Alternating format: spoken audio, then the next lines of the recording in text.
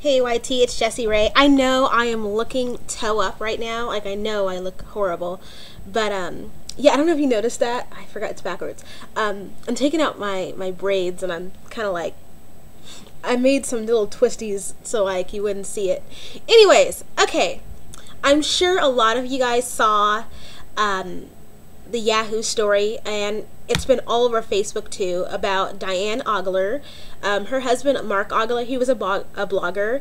He had stage 4 inoperable lung cancer, and unfortunately, you know, he had like hardly any chance of survival. And in spite of the odds, you know, he went ahead and tried the chemo, but the chemo, he did so much of it that it damaged his lungs, and then he ended up dying of lung failure about 4 or 5 months after he had quote unquote, beat his cancer.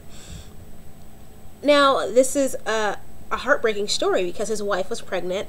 She induced herself a little bit early so he would get a chance to even meet his baby before he dies, you know?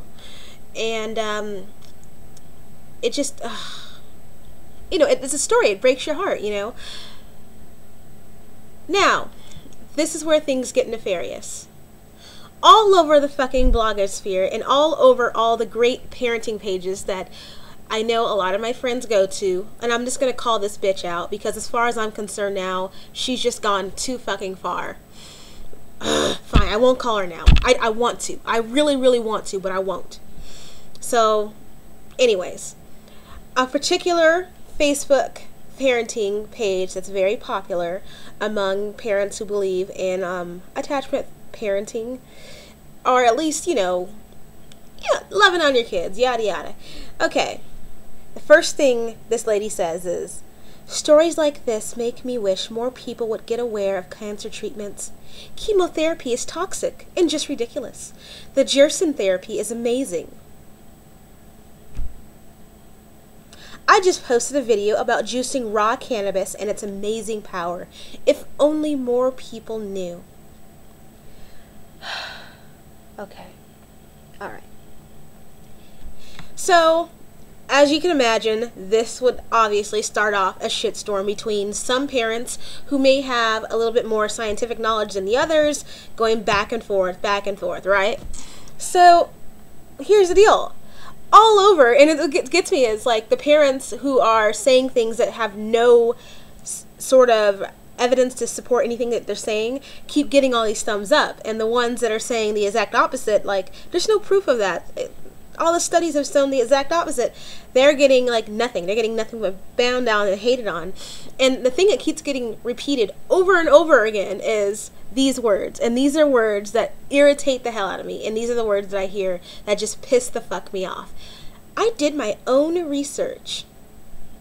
No, you didn't do your own fucking research. You don't even know what the fuck research is, damn it.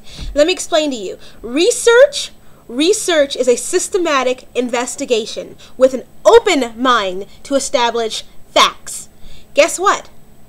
And that's the other thing is, it relies on application of the scientific method. That's another thing.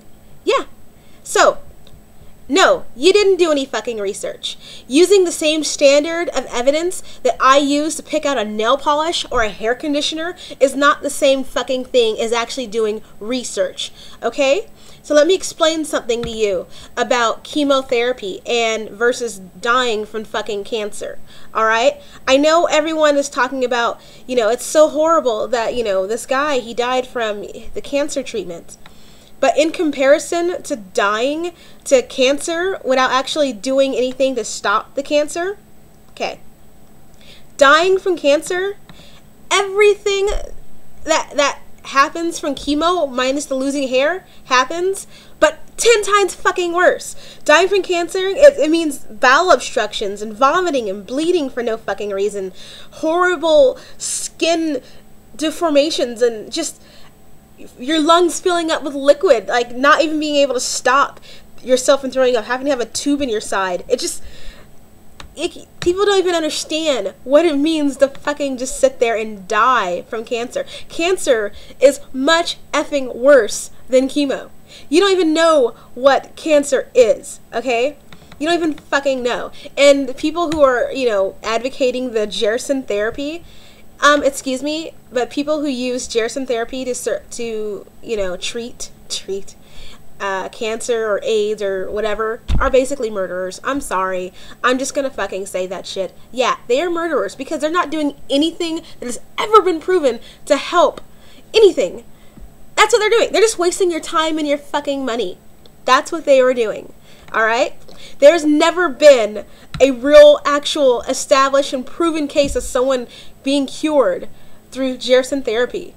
Maybe at the most, you know, there are some cancers that are very slow growing that would have taken 30 years to kill you anyway. So there's no point in even trying because, yeah, in that case, okay. But really, are you serious? You don't even know what research is. And it gets me is these people are like, yes, but I found a study that says marijuana does this.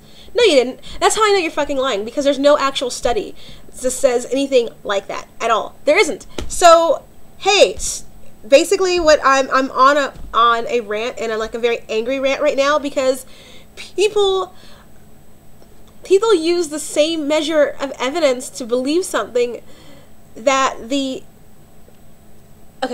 risk of getting a bad manicure or the risk of getting a bad hairdo is being upset for a couple days, at the most. The risk of getting bad health advice is death, okay? Or it could be, you know, injury. Or it could be, like, a deformation for the rest of your life, you know? So, to, like, use that same standard of measurement and that same standard of evidence to make such an important decision is just beyond irresponsible. And proponents of these you know, alternative cures, they don't have any responsibility for what they do. Like, if, you know, a doctor fucked up and, like, took off the wrong leg when he was supposed to take off the other one, you could sue his ass and he'd be responsible for it. But some asshole with a fucking blog and a $2 anti-vaccine shirt can tell you whatever the fuck they want, and you can do nothing to them if you take their advice, because you know what? They weren't qualified to give that advice, so why the fuck are you listening to them in the first fucking place? Oh my god, that just irritates the fuck out of me. Just these people, these people are gonna, I swear. And just reading the comments that just come after this fucking story, it just drives me insane. Because no, there's no fucking evidence at all of any of the shit that they're saying, and there's nothing at all to stop them. There's no, like, responsibility on their shoulders. They could say whatever the hell they want. They're just random internet people, and people will believe them the same as they would a fucking legit doctor. So, yeah. And by the way, these people who try to play fucking number games with you, like, this is 10 times more likely to this, and this is 10 times more likely to this. Start asking for the actual numbers, not 10 times this, not 40% this. Ask for the actual fucking numbers. If you have 1 million fucking people, and in one study with the medicine, you had 6 people who did this, and then without the thing, it had only 1 person who did that, and you say it's 6 times more likely. 6 times out of what? A whole fucking million people? That's bullshit. Okay? Don't let them fucking play number games with you too. And that's kind of like an off rant there. Assholes! I hate assholes. Alternative practitioners are assholes. And murderers. Sorry, I'm using really hyperbolic language, but you know what? They use really dishonest hyperbolic language against real science, and you know what happens? People die. So, fuck you guys. Them.